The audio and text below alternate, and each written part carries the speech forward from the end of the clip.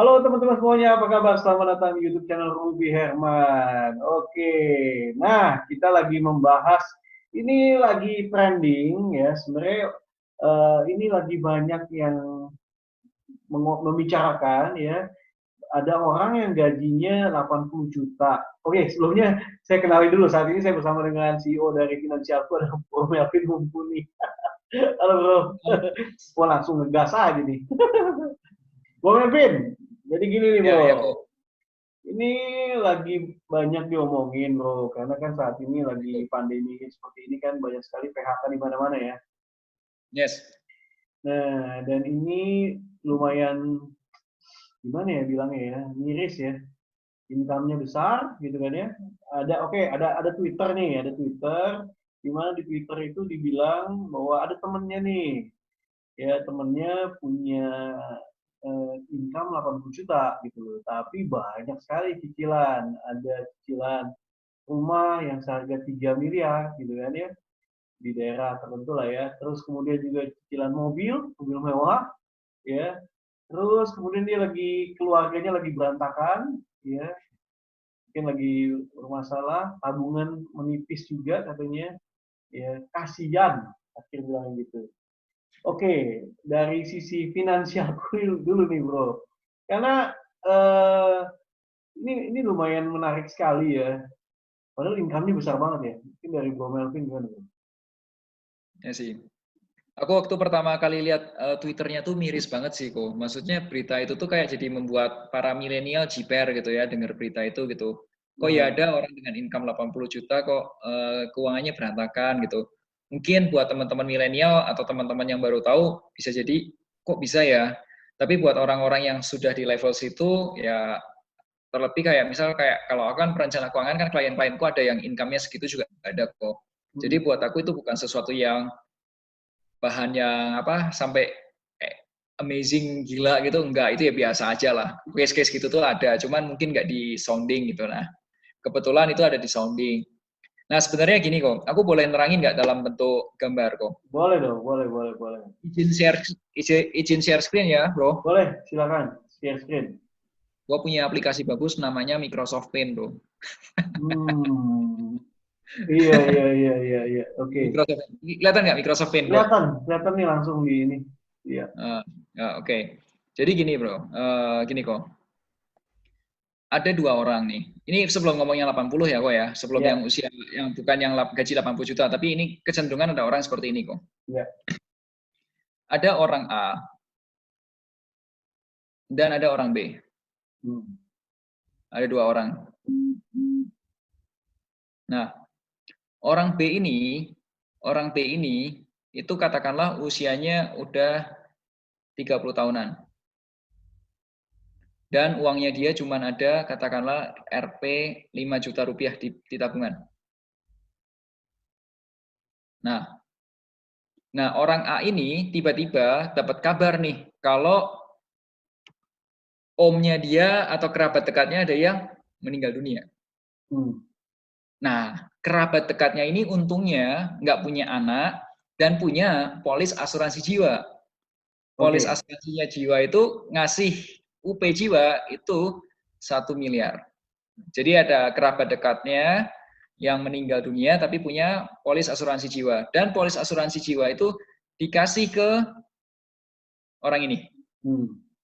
Mendadak jadi orang kaya dong. Iya, iya, iya. Benar kan? Iya. Nah, Kayak dapat jackpot menurut, lah ya. ya, menurut lo orang yang tadinya dengan kondisi seperti ini, seperti kondisi yang awal seperti ini, dikasih income tiba-tiba dapat uang 1 miliar, menurut lo dipakai buat apa kok? Nah, ini tergantung kebiasaan nih. Tapi Ya, kalau misalnya kalau misalnya ini nggak biasa dapat duit besar, tiba-tiba dapat duit besar, biasanya kebanyakan foya-foya sih. foya-foya. Iya benar, benar, benar. Orang ini foya-foya, terus jadinya beli barang-barang yang sifatnya konsumtif, Hmm. mendadak mendadak kayak orang kaya gitu kan, karena punya uang besar kan, Hmm. uang kaget gitu. Terus juga bisa beli, misal nih maksain beli barang-barang yang sebenarnya dia belum belum bisa kok. Hmm. Nah, itu orang B, orang kedua. Hmm. Nah, orang yang pertama itu adalah orang-orang yang benar-benar kaya banget. Oh. Misal contohkanlah ada pebisnis yang kayak katakanlah asetnya sampai 200 miliar gitu ya. Nah, terus karena dia tergugah, dia akhirnya donasi, cuma ninggalin kekayaan Rp 1 miliar. Kamu tahu kan kok yang filantropi yang kayak siapa Bill Gates, yang kayak Iya, Warren iya, Buffett. iya. Tahu kan kalau di Indonesia tuh ada Pak Dato Mayapada, Terakhir. ya Bapak Dato Tahir. Itu kan filantropi banget gitu. Katakanlah dia menghibahkan gitu kekayaannya untuk kemanusiaan lah, untuk sesuatu yang sifatnya kemanusiaan, humanity lah. Terus dia cuma ninggalin 1 miliar aja gitu. Misal orang si A ini. Menurutmu ya kok ya, uang 1 miliar ini bisa kembali ke 200 miliar nggak kok? Bisa. Jawabannya sangat bisa. Iya. Dan kebanyakan orang yang melakukan A, itu baliknya bukan 200-nya. Baliknya bisa berkali-kali lipat dari angka pertamanya. Dari segini. Berkali-kali lipat. Nah, apa yang membedakan, ini kan dapat 1 miliar nih kok, orang B. Orang A pun juga hilang, sisa 1 miliar gitu. Tapi kenapa orang yang A bisa dapetin uangnya berlipat-lipat, kalau yang B dikasih 1 miliar malah kembali ke jadi berantakan keuangannya dan malah kadang-kadang bisa jadi ninggalin utang. Nah, kenapa bisa begitu? Nah, ini bro, karena jawabannya simple bro. Jawabannya simple.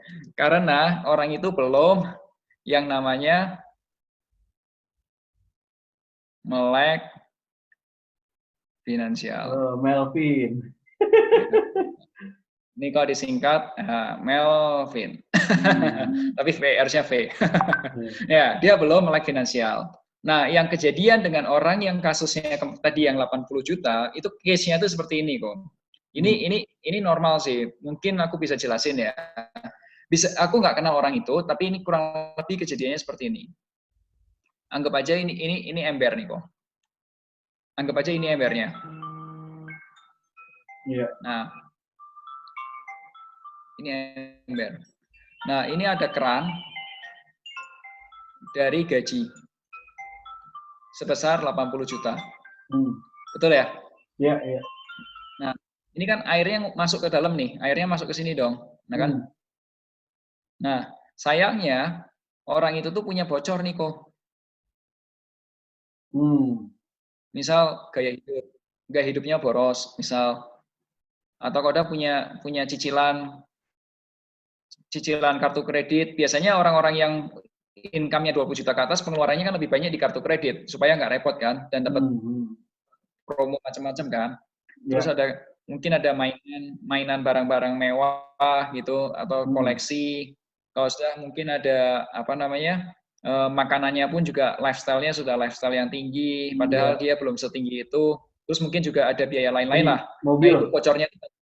Mobil mewah, ya mobil mewah itu selain bayaran cicilannya yang mahal, perawatannya juga lumayan kan ya. Yes, betul sekali. Bocornya itu banyak banget kok. Sama tadi KPR ya, KPR.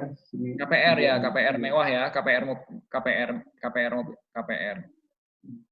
Nah, case-nya waktu itu income-nya hilang kan? Berarti ini ditutup dong. Ini ditutup kan? Iya. Ya kan? Iya. Tapi ininya itu udah keluar semua kok. Bocornya itu sudah keluar semua. Iya. Lah gimana caranya dia nutup? Ya pasti ribut lah sama istrinya. Simpel ya penjelasanku ya? Iya, iya. Case-nya tuh kejadiannya kayak gini. Nah, kalau sudah kayak gini apa yang harus diberesin? Kalau yang KPR, Koko pasti akan jelasin lebih banyak lah ya. Tapi aku jelasin dulu yang bisa. Kalau yang cicilan ini, kalau misal kan sekarang kan kasusnya orang itu kan terdampak dengan COVID kan, income-nya hilang karena COVID, betul ya? Di PHK. Ya, katakanlah di PHK atau dirumahkan tanpa ada bayar gitu ya. Nah, ini tuh sebenarnya dia bisa minta penangguhan. Jadi penangguhan ya, bukan kemplang loh ya. Minta relaksasi gitu, penangguhan gitu. Ini juga bisa. Ini KPR juga bisa, tapi nanti mungkin Koko aja yang jelasin KPR karena Koko yang lebih ngerti tentang properti. Nah, menurutku lifestyle itu bisa diturunin sementara. Mainan-mainannya kalau memang dalam kondisi yang kepepet ini bisa dijual. Gua tahu sih jual-jual mainan gitu kayak misal punya motor mahal, motor sport gitu kan kebanggaan ya. Iya. Tapi yang paling penting kan survive gitu. Betul sekali. Sudah kalau misal kayak gaya hidup buat biasanya keluar harus keluar setiap minggu harus keluar makan dan lain sebagainya, kalau bisa ini dikurangin. Biasanya juga punya macam-macam lah mobil mewah kayak gini, ini kalau bisa dikurangin, dihilangin supaya cicilannya bisa gimana lah pokoknya lah. Kalau misal cicilannya harus tetap jalan ya udah minta direlaksasi. Iya. Nah, terus kemudian cara kedua adalah dia harus mau nggak mau nambah keran penghasilan lain. Dia harus bikin keran-keran penghasilan lain. Kan Koko kan pernah tahu kan yang kayak Warren Buffett bilang harus nggak boleh dari single income kan, harus more than multiple. Ya, multiple stream of income. Jadi pada dasarnya permasalahannya seperti itu sih sebenarnya. Nah kalau yang KPR silakan Kong kalau mau dijelasin. Iya, thank you. Ini sangat mencerahkan sekali kalau dari sisi rencana keuangan ya. Oke, kalau dari KPR ya. Nah, kita tahu belum lama ini kan Pak Jokowi mengumumkan gitu kan bahwa ada kebijakan ya untuk keringanan gitu kan ya. Nah, ini juga udah ada peraturannya juga, udah keluar gitu peraturannya kan. Nah, dan juga sudah koordinasi juga dengan pihak perbankan gitu bahwa misalnya kita bisa restrukturisasi atau restruct lah bahasa ini kan. Nah, ini bisa jadi kalau dari beberapa perbankan itu juga harus diajukan ya. Jadi sistemnya bukannya langsung, tapi diajukan dulu. Jadi ini tergantung dari bank tempat dia mengajukan kredit ya. Ini ya. Nah, tapi balik lagi kalau buat teman-teman yang lagi ngajuin kredit, contohnya itu di bank BTN gitu kan ya. Nah, itu mesti ada isi formnya secara online ya. Bisa search di Google gitu secara online. Nah, diajuin dulu, terus udah gitu kasih rekening slip gajinya, terus alasannya kenapa itu mesti dirinci gitu. Dan nanti dari bagian analisa akan menganalisa dulu, ini bener nggak bisnisnya kena dampak atau tempat kantornya kena dampaknya gimana, terus ada masalah nggak dengan orang tersebut gitu. Jadi kalau misalnya nanti udah di-approve ada pemberitahuan, nah itu nanti kebijakannya case per case gitu. Cuman yang biasanya ya yang diumumkan juga bahwa bisa bayar kayak bunganya aja, Vin. Setauku bisa sampai ini sampai pokok plus bunganya tuh di waive dulu di tahan dulu ya, ditunda dulu ya. Tunda pembayaran. Nah, setauku ya. Tapi coba koreksi if I'm wrong ya. Kemarin saya bikin konten YouTube juga kok terkait ini. Ya intinya ada berapa yang saya pernah ada ngobrol juga lah, ada lagi ngobrol dia cuma bayar bunganya aja gitu. Ada yang udah di-approve gitu bayar bunganya aja selama 6 bulan. Ya. 6 bulan. Nanti udah lepas dari 6 bulan baru bayar bunga plus pokok juga. Tapi pokoknya tetap ini ya, tetap ada gitu loh. Cuman bayar. Jadi itu anggapnya pendapatan buat bank lah ya. Yang dibayarin itu tiap bulan itu jadi hanya bunganya aja itu pendapatan buat bank. Jadi sekali lagi ini nggak bisa dipukul rata semuanya bisa gitu. Jadi nggak ada jaminan bahwa itu semua bisa. Jadi harus case per case apakah perusahaan tersebut memang kena atau tidaknya kan emang karena itu emang resign-nya karena dampak COVID atau enggak. Ya. Nah, cuman ya itu tadi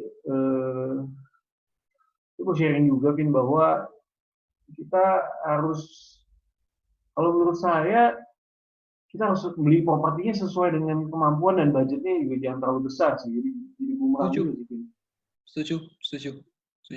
Jadi ini buat mengedukasi banyak orang juga bahwa ya lebih baik ya yang seperti yang saya bilang ya 20% gitu Vin. Ya. 20% Ini kalau hitung-hitungan 3M ya, artinya itu bisa sekitar 30 sampai 40 juta lebih cicilannya. Yes. Bisa sekitar segitu ya, kurang lebih ya, tergantung. Tapi sekitar kurang lebih sih sekitar segitu. Belum mobil dan lain-lain gitu. Jadi kalau misalnya 80 juta, 20% mestinya 16 juta aja lah gitu. Ya, ya. 16 juta aja untuk cicilan, 16 juta juga udah mungkin yang 1 M lebih lah gitu kan. Yes. Kok aku Iya, mau share sesuatu boleh kok tentang yang boleh dong, properti. boleh. Aku pakai gambar lagi ya kok ya. Hmm. Aku lebih suka nerangin pakai gambar asalnya kok. Orang visual aku. Iya. Nah, aku ubah deh gambarnya. Nah, jadi ya kok, aku mau cerita ini kok. Eh, ini ceritanya rupiah, grafik rupiah. Hmm. Ini ceritanya, sorry, ini ceritanya adalah tahun kok. Hmm. Ini katakanlah 2020. Aku main 10 tahun ya rentangnya ya. Oke. 2050 gitu. Nah, ini katakanlah seorang karyawan kok. Hmm. Katakanlah ini income-nya masih UMR kok. Hmm. Nah, kalau sudah nanti naik ke sini, naikkan, bertahap kan. Katakanlah naiknya gini gitu. Iya. Sorry. Ini kayak gini.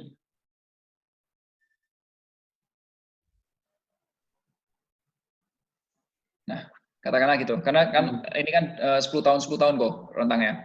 Iya. Nah, kalau menurutku buat teman-teman, misal ini income-nya masih katakanlah 4,5 juta gitu ya. Hmm. Katakan di sini sudah 12 juta, di sini katakanlah udah 20 juta, di sini kayak katakanlah income 30 juta gitu. Nah, waktu income-nya 4,5 juta, itu kalau misal mau beli properti yang kayak properti subsidi pun nggak ada masalah loh. Yang penting beli dulu kalau menurutku. Iya. Nanti perkara tahun 2030 income-mu tambah atau 2040 income-mu lebih tambah, kalau kamu mau beli rumah yang lebih gede, biasa kalau properti ini tuh setauku harganya 168 juta ya kok ya. Hmm. Ya kan? Iya. Nah, nanti kalau tahun 2040 kamu misal mau beli rumah dengan yang harganya 1M atau 2M, dengan kondisi keuanganmu income 20 juta pun nggak ada masalah loh. Karena yang rumah yang ini tuh juga satu kamu bisa jual, kedua kamu bisa kontrakin. Betul. Ya kan? Iya.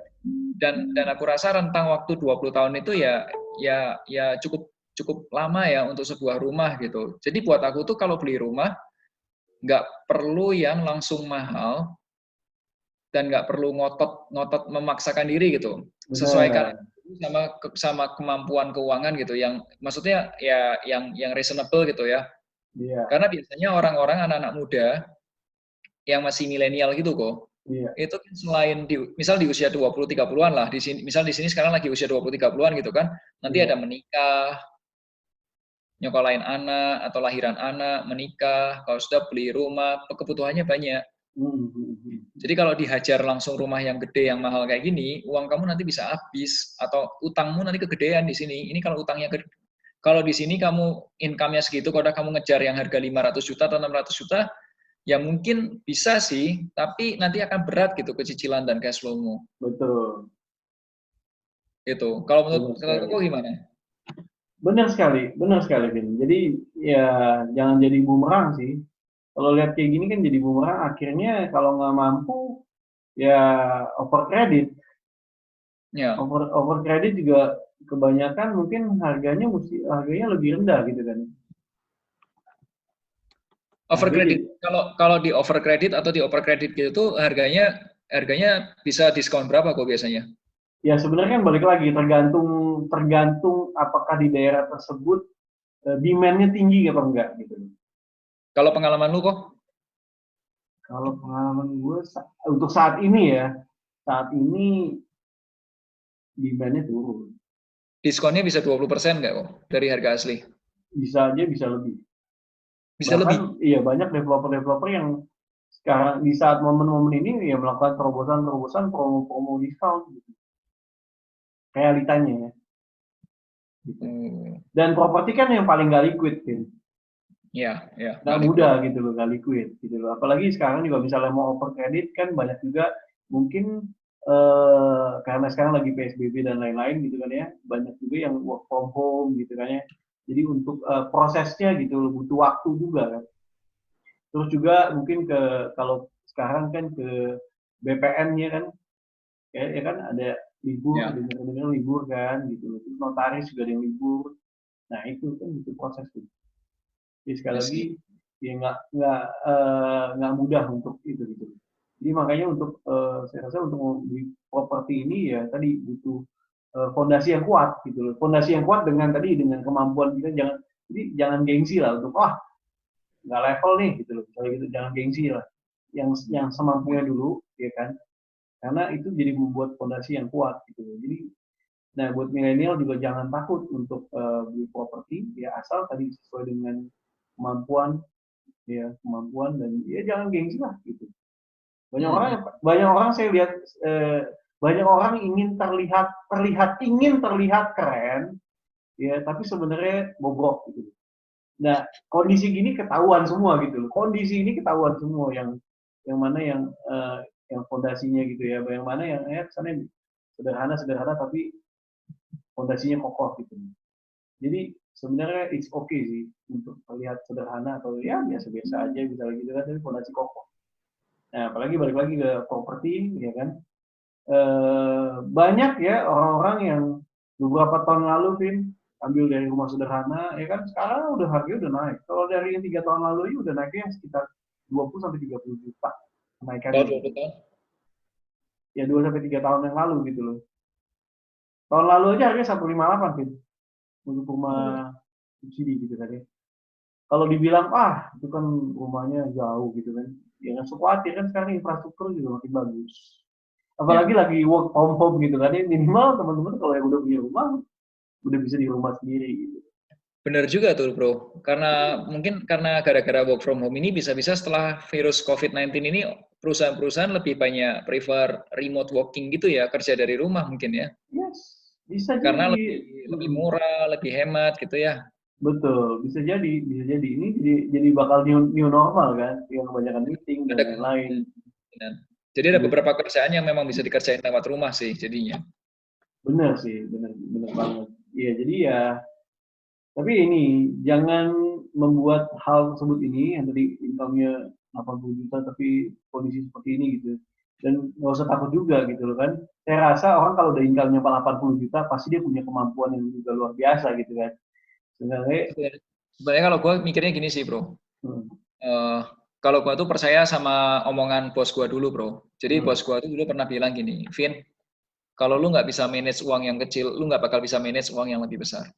iya benar-benar. Nah, gue yakin lah kalau lu bisa manage dengan uang berapapun yang income lu sekarang, mau UMR lah, atau mau UMR lebih 1 juta lah, atau UMR lebih 2 juta lah, intinya berapapun income lu, kalau lu bisa manage yang kecil, ya semoga Tuhan kasih kesempatan kamu manage yang lebih besar. Betul, betul sekali, betul sekali. Nah, sebenarnya lewat video ini gue juga ingin ya menjawab juga bro, menjawab video-video yang banyak juga kan yang gimana kata influencer-influencer yang ngomongin properti, yang beli yang nggak sesuai dengan income gitu kan ya. Saat ini bisa jadi bumerang semua, Ya, iya kan? ya. Saat ini bisa jadi bumerang semua. Jadi Jadi, kesannya untung, tapi itu jadi semu gitu loh. yes. Ya kan kalau nggak kebayar, kalau cicilan nggak kebayar, ya oke lah ada tenggang waktu. Tapi kan waktu jalan terus. Dan ya tetap utang itu tetap utang kan. Ya, ya. Kalau di keuangan pribadi ya kok itu tuh ada tiga, tiga apa namanya kondisi atau tiga tanda yang membuat seseorang itu keuangannya berantakan. Hmm. Satu itu rasio terhadap antara aset dibandingin utang. Aset sama utang ya. Ya, jadi kalau misal punya properti kayak tadi tuh propertinya katakanlah harganya katakanlah Berarti mewah ya, DER harga ya, mewah debt 10 juta equity itu ratio ya ya. ya 10 miliar, tapi kalau udah 9 miliarnya utang gitu. Ya berarti itu kan debt to equity ratio-nya bisa 90% gitu kan. 90%, ya, ya. Dan itu Dan itu tuh kondisi yang sehat tuh harusnya lebih kecil daripada 50%. Jadi kalau 90% berarti udah nggak sehat Udah sebenarnya. sehat ya. Yang pertama. Apalagi yang mungkin ratusan persen ya. Yang Gue kedua, banyak. kalau misal rasio pelunasan utang, artinya itu perbandingan antara income dengan cicilan kok. Mungkin kan income-nya 80 juta gitu. Tapi kalau cicilannya 40 juta, berarti 50% dari income itu dipakai buat cicilan. Yeah. Nah, itu nggak sehat. Ya. Sangat nggak sehat. Biasanya perbankan itu ngasih itu antara maksimal 30 atau 35% lah kalau perbankan. Ya. Iya. Nah, itu. Nah, rasio yang ketiga itu adalah rasio solvabilitas. Itu kemampuan atau ketahanan kita terhadap kebangkrutan gitu. Nah, yang tadi terakhir Koko bilang, kalau dalam kondisi sekarang ini, kalau yang punya banyak aset dalam bentuk utang semua, dan punya problem di income-nya, atau stream of income-nya keputus, itu biasanya nilai solvabilitasnya tuh jelek banget. Biasanya dia gampang bangkrut. Karena apa? Asetnya dia itu ditopang semua dari utang, nggak kokoh. Nggak kokoh ya.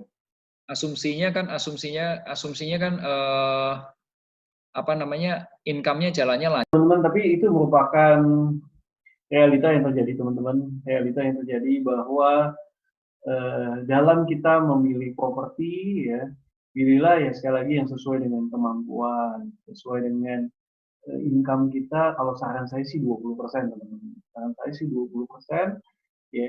20% itu buat cicilan. Dan juga teman-teman harus menyiapkan juga namanya dana darurat.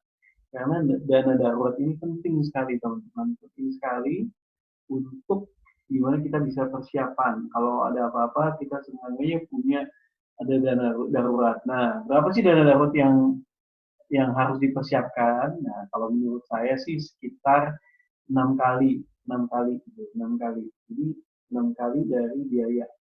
Nah, bukan 6 kali dari gaji ya, 6 kali dari biaya. Jadi kalau bisa teman-teman bisa berhemat, apalagi kondisi saat ini teman-teman bisa berhemat, teman-teman bisa juga menabung. Ya, kalau teman-teman lagi di PHK, nah harus pulihkan mental, ya, cari peluang-peluang atau cari kerjaan lain atau bisa jualan dan lain-lain sebagainya. Tadi kan kalau bilang solvabilitas ya, solvabilitasnya tinggi gitu kan ya. Solvabilitasnya nggak bagus, nggak sehat. Jadi yang sehat sebenarnya berapa persen, Vin? Solvabilitas itu solvabilitas itu sebenarnya kan dia perbandingan antara ini kok, antara apa namanya, kekayaan bersih dengan aset sebenarnya sih. Pada dasarnya ya. Sebentar ya, aku coba cek ya di laporan financial. Jadi itu ada, itu Koko bisa cek di financial check up-nya di Finansialku kok. Coba aku cek ya, angkanya berapa. Setauku tuh tengahnya tuh 50% kok. Ya, di atas 50% harusnya yang sehat kok. Iya. Kalau di bawah 50% itu nggak sehat. Gitu. Jadi sebentar ya, coba aku cek. Jadi rasio solvabilitas itu menunjukkan besarnya kekayaan bersih dibandingkan dengan aset tuh. Nah, biasanya kalau orang punya banyak-banyak utang, itu kekayaan bersihnya bisa minus. Kalau di orang-orang Amerika kan kalau ngitung orang itu kaya atau enggak bukan dari income, tapi dari kekayaan bersih atau net worth. Pernah dengar ya kok ya? Net worth, kekayaan bersih. Nah itu. Jadi 3 itu sih. Iya. Nah ini Vin, banyak orang kan juga bilang, wah kalau misalnya takut ambil risiko kan takut untuk maju juga. Itu gimana Vin? Takut ambil risiko kenapa kok? Takut ambil risiko, takut untuk sukses, nggak maju.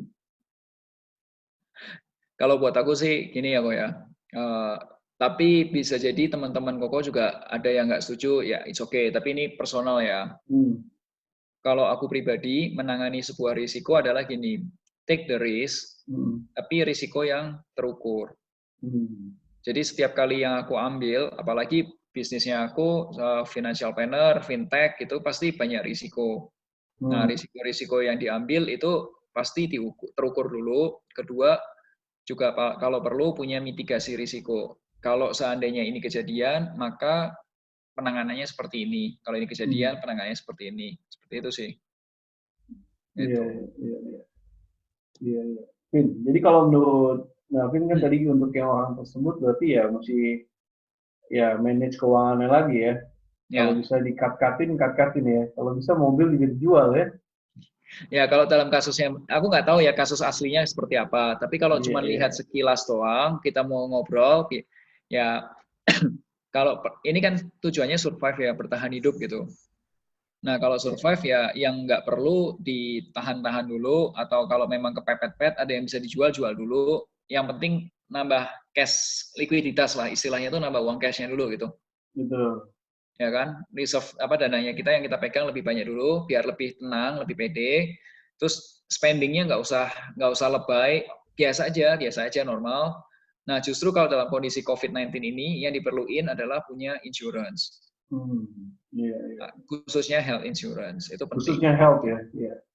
Ya, karena kan COVID-19 ini dengar-dengar di beberapa pemberitaan itu Hmm. ada yang share katanya harganya sampai ratusan juta. Yang Iya, menurutku itu mahal sih.